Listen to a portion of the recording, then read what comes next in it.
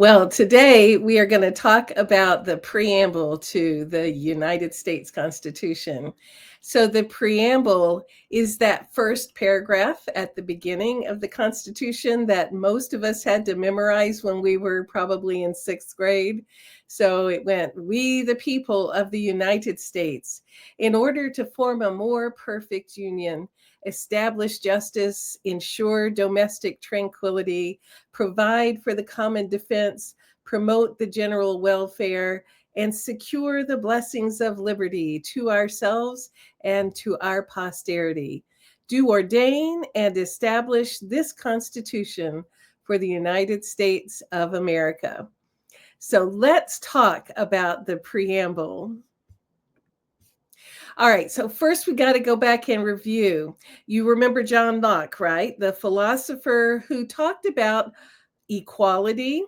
He talked about natural rights, that all men were born with certain inalienable rights that included life, liberty, and property. And we tweaked that: life, liberty, and the pursuit of happiness. He talked about the state of nature, just like the philosopher Hobbes did, that without government, people would always be arguing and fighting, and that they would be doing things that were destructive to their neighbors. Therefore, we needed governments, and the governments then had to operate by a social contract. And that social contract was an agreement between the people and the government in order to make sure their natural rights were preserved and they were not slaves to the state of nature. So that the government's job was to protect life, liberty, property, pursuit of happiness, equality. And people, in order to do that, gave up some of their rights, some of their freedoms, in order to protect those rights. However, the government had to govern for the common good. And the common good is when the government itself looks out for the practical, political, social good of the people. So we would call that the social welfare or the general welfare, and securing the blessings of liberty. So that's a common good. Okay. All right. So the history of the preamble. So you remember now, our founding fathers were part of a revolution.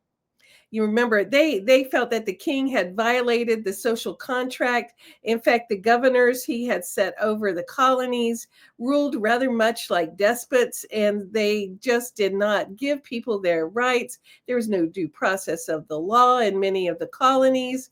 And so between the king not respecting people's rights and working for the common good, and the colonial governors not respecting rights or the common good, people rose up in America and made their own government. So they became a new nation conceived in liberty, liberty from the tyranny of a king.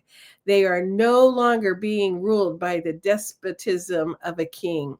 In fact, in the new nation, theoretically, all men are created equal, and the natural rights would be protected as well as the common good. So there's a new nation of equality of natural rights and the common good. And that is the purpose of the government, is to assure that those things happen.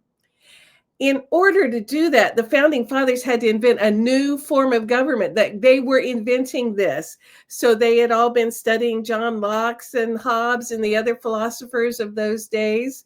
They studied the ancient Greeks, where there had been experiments with little tiny citywide democracies in Greece. But this would be a nation formed in liberty. And so they knew that they had to invent something and make sure that they had captured it in a contract that would be binding and protective of the people.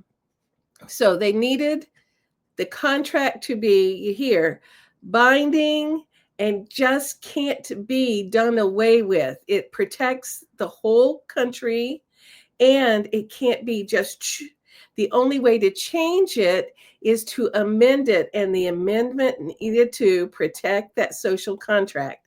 So any change to the Constitution had to be between the people, the federal government, the states, and doing the common good. Okay, so I want to say this over and over. Our Constitution is a contract. It's a social contract, the societal political contract that is between the government and the people, and the states are part of that. So federal, state, and people. All right, and that is clarified in the first paragraph of the Constitution. That's the preamble. Okay, so the preamble is going to tell what this contract is about. And this contract, this Constitution, is the law of the land of the United States. It's our rule of law. I keep saying that over and over because it's very important. Like this is not a, oh gosh, isn't this sweet? This is the law of our land. Okay, so in a legal document, a preamble is an enactment clause. So an enactment clause is the first sentence that authorizes the rest of the contract. It says, this is who's doing this. This is what it's about. We give permission, we do ordain to make this contract come about. And it alludes to how long that contract is going to be in force. So that enactment clause gives permission for the rest of the contract to be authorized and start working. So in our case, it started working after it was ratified and became a legal and living document. Okay, all right. So let's read that preamble again. Because you can't read it too often.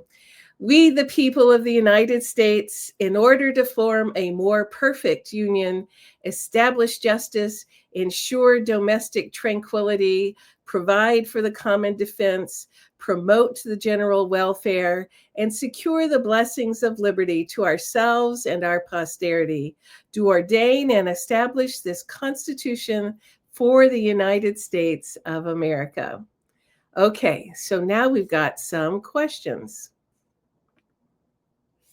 All right, so question number one, who is part of this social contract? Who is the contract between?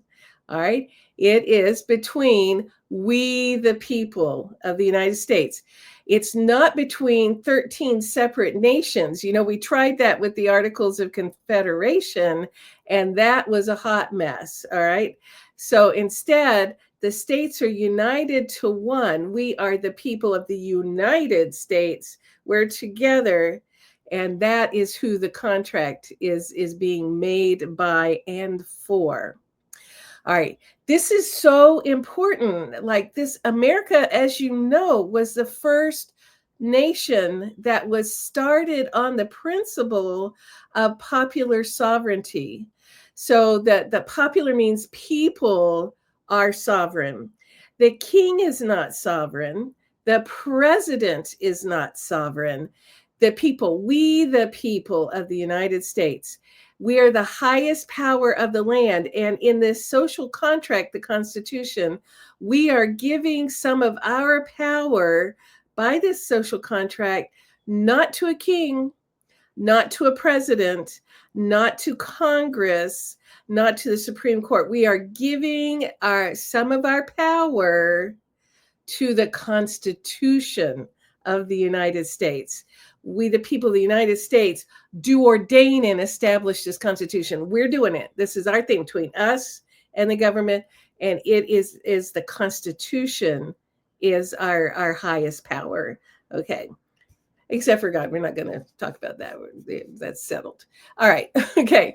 All right. So this is called a constitutional government. So you probably heard that phrase somewhere. Like we have a constitutionalist government. It is the highest power is given by popular sovereignty is given to the Constitution. The Constitution gives rules to make laws and enact what the Constitution says, but the power is the Constitution. So it's a constitutionalist government. We can contrast that with the more populist style governments. So sometimes our state and county governments are a little more populist style. Um, and what that means is, in order to change something they don't like, the highest power is the people's vote.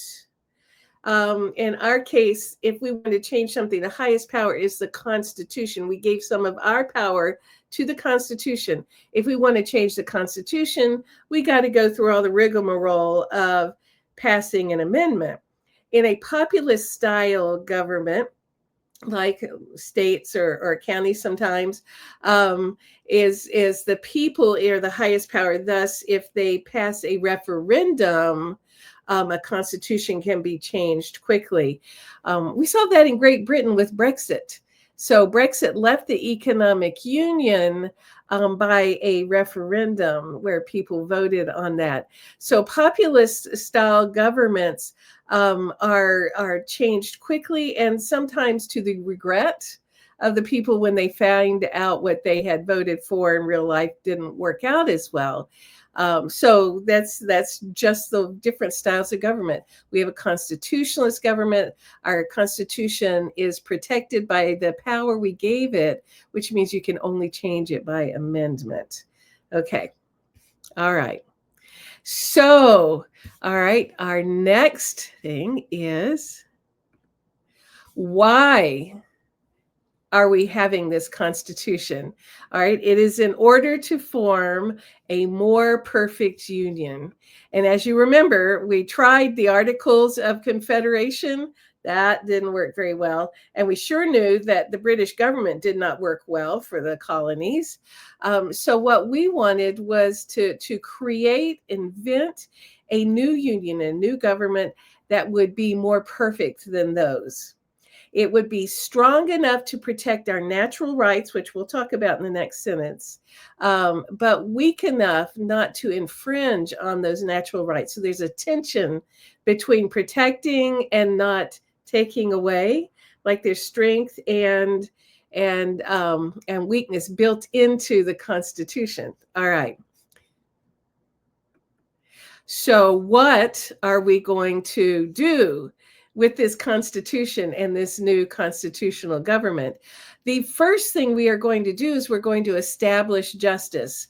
And you may remember from American history class, the colonists were not happy with what they felt was the despotism of King George and many of their colonial governors, and that there was not due process of the law. That sometimes laws were fickle and only benefited certain people.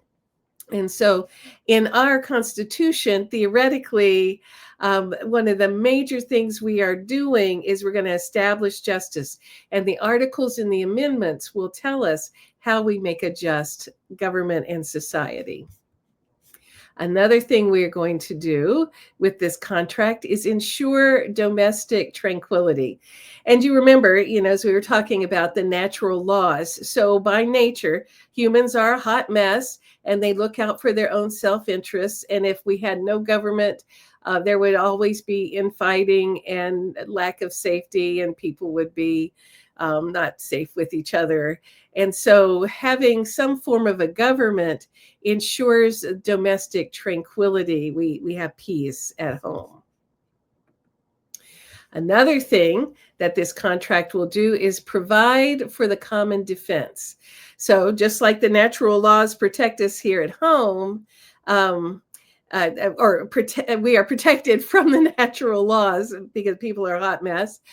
Nations can sometimes be a hot mess. And what if a nation wanted to invade the colonies? We needed a common defense to protect us. So a national level common defense, as we know, was necessary for the well-being of the country. Another thing that this Constitution would provide for is promoting the general welfare. So the general welfare is a very broad term. So it includes things like, in order for our country to be healthy, we need access to transportation. So, nations build roads. We need a monetary system. Because as we know, when there were 13 independent countries, everybody had different money, and it was just a mess. So we needed things like ways to improve the healthy living, the health and medicine. So there are a broad variety of things that the general welfare, from very practical to just the safety of our atmosphere. We want to be okay. All right, so that's the general welfare. And then secure the blessings of liberty. So this contract, this constitution, is going to lock in those natural rights, the blessings of liberty, equality, life, liberty, pursuit of happiness. Those are locked in this constitution. So that it's going to secure those blessings of liberty that were fought for in the Revolutionary War. And how long is this contract going to last? So, if you were buying a car, that contract would last for however many months the contract was agreed on.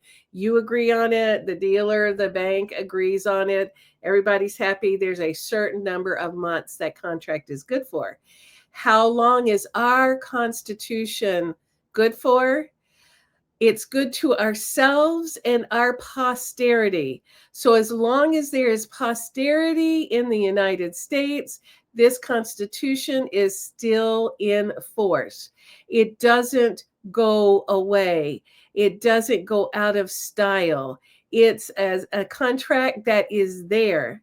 It can be changed, but only by amendment. So, sometimes you get people who get tired of the same old, and they want to do a new kind of government. And so they say the Constitution's passed away. Well, that's not how it works. The Constitution is our contract between us and the government. And only if us decide to change that Constitution does it go away. Okay. All right. All right. And back to who's authorizing this Constitution? We the people. We are doing the enactment clause right here. We are ordaining and establishing this Constitution for the United States of America. So for the whole country, for a new nation as a whole. All right. So that is like the Constitution is our document. It's our contract that lasts. It doesn't go away. It is for us and our posterity, and it is for the common good. It is to secure our natural rights. It's to make sure life is safe and well for all of our people who live here. That's why we have it. So let's remember that and protect it, because it's protecting us.